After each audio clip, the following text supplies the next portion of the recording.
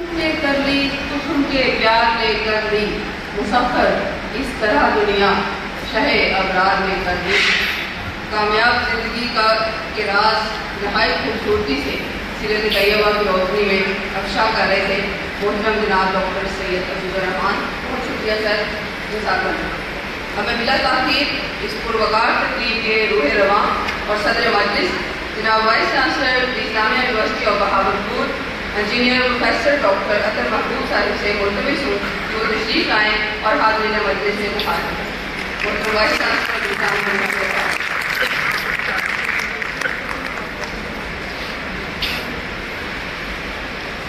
بسم اللہ الرحمن الرحیم. نحمدہ و نصلی علی رسولہ الکریم. جناب پروفیسر ڈاکٹر عزیز الرحمان صاحب، جناب الفرحاتی صاحب، international guest Islamia university Bahawalpur, professor doctor Shafiq Ur Rahman صاحب، dean faculty of Islamic learning and director سیرت چیئر، دیگر معزز حاضرین، deans of the faculties, chairpersons, faculty members, officers, students,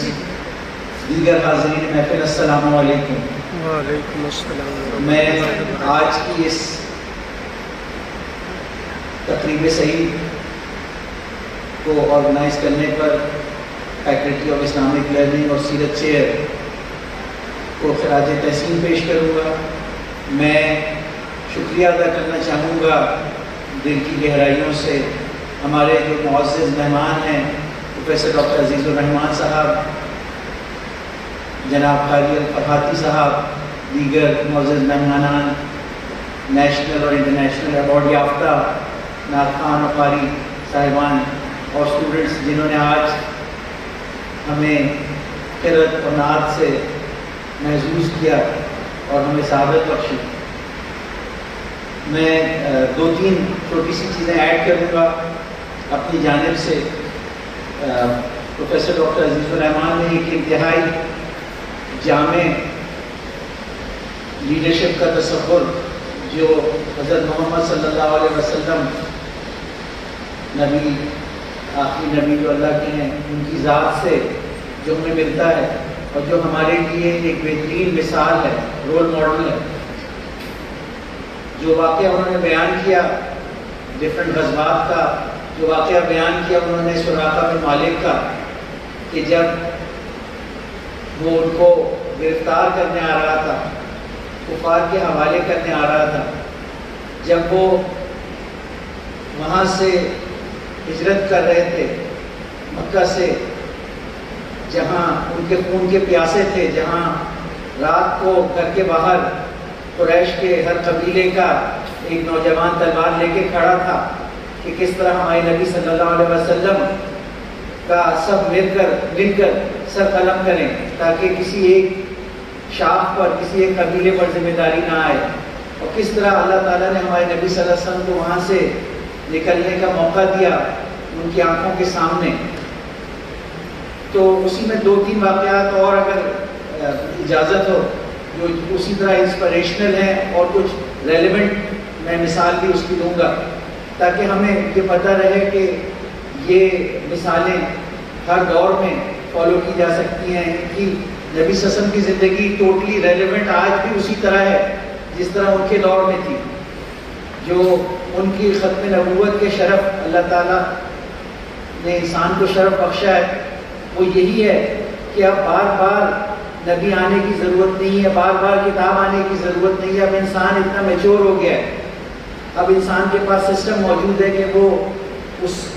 آخری نبی صلی اللہ علیہ وسلم سے، اس کتاب سے گائیڈنس لے کر تا قیامت رہنمائی حاصل کر سکتا ہے. تو میں یہ شیئر کروں گا کہ جب وہ ہجرت کر رہے تھے نبی صلی اللہ علیہ وسلم تو اسٹریٹجکلی انہوں نے فیصلہ کیا کہ مکہ سے سیدھا مدینہ نہیں جائیں گے جو کہ ایک لمبا راستہ ہے اور ان کو پتہ تھا کہ ان کا پیچھا کیا جائے گا. تو ایک اسٹریٹجی کے ذریعے وہ کچھ عرصے قریب میں کہیں پہاڑوں میں چھپ گئے جو بتایا انہوں نے، تاکہ اتنے دن تک کافر ان کا پیچھا کریں گے، رستوں پہ جائیں گے جو رستے تھے مکہ سے مدینہ جانے کے، اور نا امید ہو جائیں گے، اور وہ ہو بھی گئے نا امید. اس حد تک کہ وہ سمجھے کہ اب ہماری پہنچ سے نکل گئے، جبکہ وہ وہیں غار میں چھپے ہوئے تھے۔ اور جب وہ لوگ نا امید ہو گئے اور خطرہ ٹل گیا تو نبی اکرم صلی اللہ علیہ وسلم حضرت ابو بکر کے ساتھ چلے گئے مکہ سے مدینہ۔ اس اسٹریٹجی کی میں ایک آپ کو مثال دینا چاہوں گا کہ پاکستان نیوی نے 71 کی جنگ میں ایک سب مرین تھی PNS ننگور، اس نے انڈیا کا ایک بڑا بحری جہاز تھا، فریگیٹ تھا، فائٹنگ شپ تھی بڑی، انڈین نیول شپ پوکھری۔ پاکستان کی سب مرین نے دوسری جنگ عظیم کے بعد پہلی دفعہ ایک نیول شپ کو ٹارگٹ کیا، وہاں جا کر اس کو ٹورپیڈو کیا اور اس کو سنک کر دیا اور دشمن کو ایک بہت بڑا نقصان پہنچا دیا۔ اور جو سب مرین ہوتی ہے اس کی جو بنیادی خصوصیت ہوتی ہے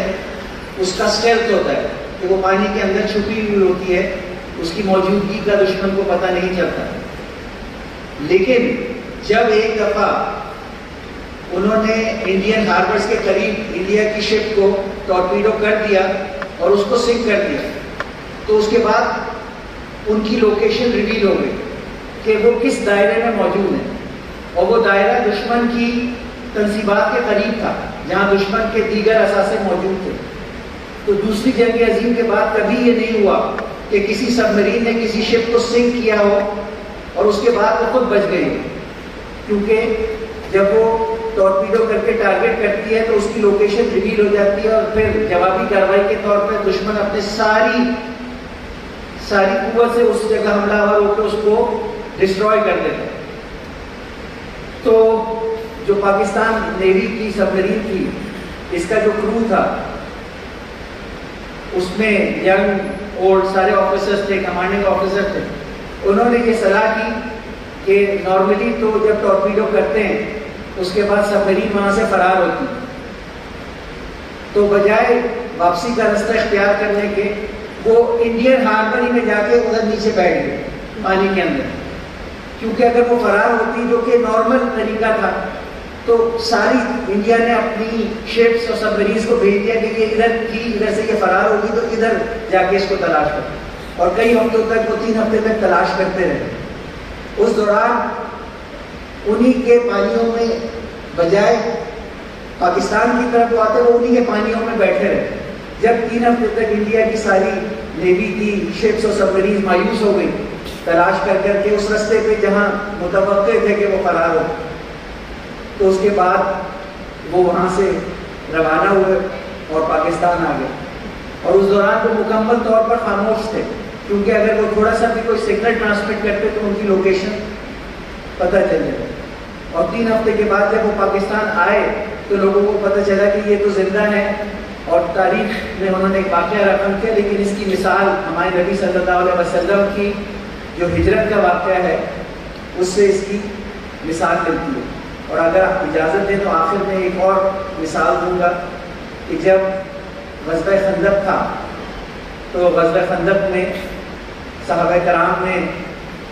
وسائل کی کمی کی وجہ سے، خوراک کی کمی کی وجہ سے پیٹ پر پتھر باندھے ہوئے تھے، اور جو ٹاسک ان کے سامنے تھا اس میں دن رات پتھروں پہ، پہاڑوں پہ خندق بنانی تھی، پتھریلی جگہ پہ، تو وہ دن رات ان کو محنت کرنی پڑ رہی تھی۔ تو چند صحابہ جب بھوک ان سے بہت بالکل برداشت نہ ہوئی تو وہ نبی صلی اللہ علیہ وسلم کے پاس آئے اور انہوں نے اپنی حالت کا اظہار کیا کہ دیکھیں اس حالت میں ہمیں اتنی بھوک لگ رہی ہے کہ ہم نے پتھر پیٹ سے باندھا ہوا ہے بھوک کو کم کرنے کے لیے۔ تو نبی صلی اللہ علیہ وسلم جو ان کے ساتھ ساتھ تھے، کام کر رہے تھے، انہوں نے اپنا کرتا اٹھا کے دکھایا تو ادھر 2 پتھر بندھے ہوئے، یعنی کہ ان سے زیادہ تکلیف انہوں نے برداشت کی۔ تو اسی دوران پتھر توڑتے توڑتے جب کوئی بہت سخت پتھر آ جاتا تھا اور جب وہ بالکل نہیں ٹوٹ سکتا تھا تو وہ نبی صلی اللہ علیہ وسلم کے پاس آتے تھے کہ آپ آئیں اور ہماری مدد کریں۔ تو اس طرح رات کا وقت تھا اور پتھر ایک تھا جو نہیں ٹوٹ رہا تھا، تو انہوں نے نبی صلی اللہ علیہ وسلم کو بلایا،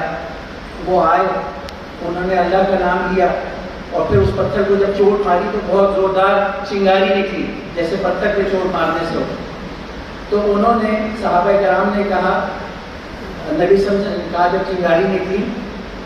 کہ فارس فتح ہو گیا, تو صحابہ کرام نے کہا صدقت یا رسول اللہ, کہ اللہ کے نبی آپ سچ کہہ رہے ہیں. اب ان کی حالت ذات دیکھیں کہ عرب کے سارے قبائل اجتماعی طور پر حملہ آور ہوئے ہیں اور جان کے لالے پڑے ہوئے ہیں. اس میں اس حالت میں نبی صلی اللہ علیہ وسلم نے جب کہا کہ فارس فتح ہو گیا تو صحابہ نے جواب میں کہا کہ آپ سچ کہہ رہے ہیں فتح ہو. پھر پتھر آدھا ٹوٹ گیا, پھر انہوں نے چوٹ ماری, پھر چنگاری نکلی, پھر انہوں نے کہا روم فتح ہو گیا. تو صحابہ نے کہا صدقت یا رسول اللہ. تو بات یہ ہے کہ جو انہوں نے مثال دی تھی کہ یہ ان کی ایمان کی طاقت تھی, ان کی لیڈرشپ تھی. اور ظاہری بات ہے کہ جو بات زیادہ غور طلب ہے کہ ایسی فالوورشپ یا ایسی محبت, ایکچولی اس کو میں فالوورشپ نہیں کہوں گا کیونکہ نبی صلی اللہ علیہ وسلم نے جیسے انہوں نے بھی بتایا کہ فالوورز نہیں پروڈیوس کی, نبی اکرم صلی اللہ علیہ وسلم نے لیڈرز پروڈیوس کی. کیونکہ جو فلسفہ جو ان کا فلسفہ تھا اور جو صحیح فلسفہ ہے, that the purpose of leadership is not to produce followers, the purpose of leadership is to produce more leaders. تو میں آپ کا انتہائی مشکور ہوں کہ آپ نے ایک انتہائی ریلیونٹ ٹاک دی, اور میں ایک دفعہ پھر اپنے تمام مہمانوں کا شکر گزار ہوں, ڈاکٹر شفیق الرحمان صاحب کا شکر گزار ہوں کہ آپ نے بہت اچھی محفل آرگنائز کی. شکریہ بہت بہت. اللہ تعالیٰ ہمیں ہدایت دے, اللہ تعالیٰ پاکستان کا حامی و ناصر ہو, اور اللہ تعالیٰ اس کو وہ مملکت خداداد بنانے کے لیے ہمیں وہ رول پلے کرنے کی توفیق دے جس کے لیے یہ جامعہ بھی بنائی گئی تھی, اور جو ملک جو ہے جس مقصد کے لیے بنایا گیا تھا کہ یہ عالم اقوام میں عالم اسلام کو ایک ممتاز مقام دے گا, اور نبی صلی اللہ علیہ وسلم کی ہدایت کی روشنی میں قوت عشق سے ہر پست کو بالا کر دے, ذہن میں اسم محمد سے اجالا کر دے.